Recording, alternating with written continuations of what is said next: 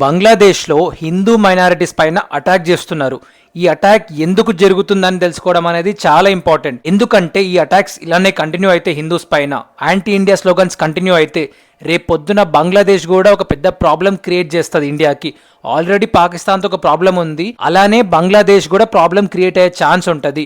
సింపుల్గా సమ్మరైజ్ చేస్తాను. 1971లో బంగ్లాదేశ్కి ఇండిపెండెన్స్ వచ్చింది with the help of India. అయితే ఇండిపెండెన్స్ వచ్చిన తర్వాత బంగ్లాదేశ్లో 2 పొలిటికల్ పార్టీస్ మేజర్గా డామినేట్ చేస్తూ వచ్చినాయి. ఒకటి అవామీ లీగ్ అంటారు, ఇంకొకటి బంగ్లాదేశ్ నేషనలిస్ట్ పార్టీ అంటారు.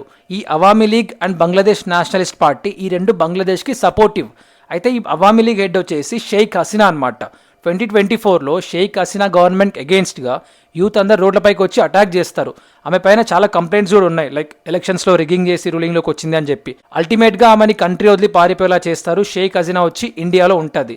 అయితే ఈ ఫోర్సెస్ ఎవరైతే సరే అప్పుడు యూత్ బయటకు వచ్చి అటాక్ చేసి ఉంటారో వాళ్ళందరికీ హెడ్ వచ్చేసి షరీఫ్ ఒస్మాన్ అనమాట. అతన్ని రీసెంట్గా డిసెంబర్లో గన్ షాట్ చేసి చంపేస్తారు. అయితే సస్పెక్ట్ ఏంటంటే అవామీ లీగ్ స్టూడెంట్ వింగ్ లీడరే ఇతన్ని చంపేశాడు అనే ఒక సస్పెక్ట్ అనమాట. Already Sharif Osman anti Indian and అది కాకుండా షేక్ హసీనా ఇండియాలో ఉంది. ఇవన్నీ బేస్ చేసుకొని అక్కడ ఉన్న స్టూడెంట్స్ రోడ్లపైకి వచ్చి యాంటీ ఇండియా స్లోగన్స్ పెట్టడము, హిందూస్ పైన అటాక్ చేయడము, ఇండియన్స్ కనపడితే అటాక్ చేయడము, ఇవన్నీ చేస్తున్నారు. అండ్ ఇక్కడ ఇంకో క్లెయిమ్ కూడా ఉంది. లష్కర్ ఇ తోయిబా అంటే పాకిస్తాన్లో ఒక టెర్రరిస్ట్ గ్రూప్. ఈ లష్కర్ ఇ తోయిబా ఏం క్లెయిమ్ చేస్తుందంటే షేక్ హసీనా కంట్రీ వదిలేసి పారిపోవడంలో మా పాత్ర కూడా కొంచెం ఉంది అని అంటుంది. ఎందుకంటే లష్కర్ ఇ తోయిబా కాన్సెప్ట్ ఏంది, బంగ్లాదేశ్లో ఇస్లామిస్ట్ రైజ్ అవ్వాలి. కానీ షేక్ హసీనా ఇస్లామిస్ట్ రైజ్ అవ్వడానికి ఒప్పుకోలేదు, బికాస్ ఇండియా సపోర్టివ్ కాబట్టి.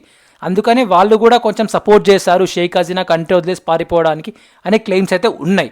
అండ్ ఇదే కాదు, బంగ్లాదేశ్ ఇండిపెండెన్స్ వచ్చినప్పుడు ఏంటంటే చాలామంది బంగ్లాదేశ్కి సపోర్ట్ చేసిండ్రు, కానీ కొందరు మాత్రం మేము పాకిస్తాన్లోనే ఉంటాం, ఈస్ట్ పాకిస్తాన్లో అని చెప్పి అన్నారు. వాళ్ళే జమాత్ ఈ ఇస్లాం గ్రూప్ అనమాట.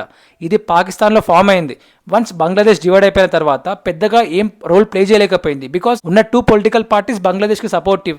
కానీ ఇప్పుడు అవామీ లీగ్ మెయిన్ ఏదైతే సరే పాకిస్తాన్కి అగేన్స్ట్ ఉంటుందో ఆ పార్టీ యాక్టివ్లో లేదు, బికాస్ షేక్ హసీనా ఇండియాకి వచ్చేసింది కాబట్టి. ఆల్రెడీ యూత్ అందరూ ఇండియాకి అగేన్స్ట్గా ప్రొటెస్ట్ చేయడము, హిందూస్ పైన అటాక్ చేయడం అన్నీ చేస్తున్నారు. ఒక్క బంగ్లాదేశ్ నేషనలిస్ట్ పార్టీ ఒక్కటే ఉంది అక్కడ. అందుకనే ఈ జమాత్ ఇస్లాం కూడా యాక్టివ్ అయ్యి ఇండియాకి అగేన్స్ట్గా అన్ని ప్రొటెస్టులు చేయడము, అటాక్లు చేయడం అన్నీ చేస్తుంది. బై ఎనీ ఛాన్స్ ఈ జమాతీ ఇస్లాం అనేది ఇలానే కంటిన్యూ అయ్యి యాంటీ ఇండియన్ ఇలాంటివన్నీ చేయడం స్టార్ట్ అయితే, దానికి ఈ యూత్ ఏమైనా సపోర్ట్ చేస్తే అప్పుడు ఇండియాకి ఇది ఇంకో మళ్ళీ పాకిస్తాన్గా క్రియేట్ అయ్యే ఛాన్స్ ఉంటుంది.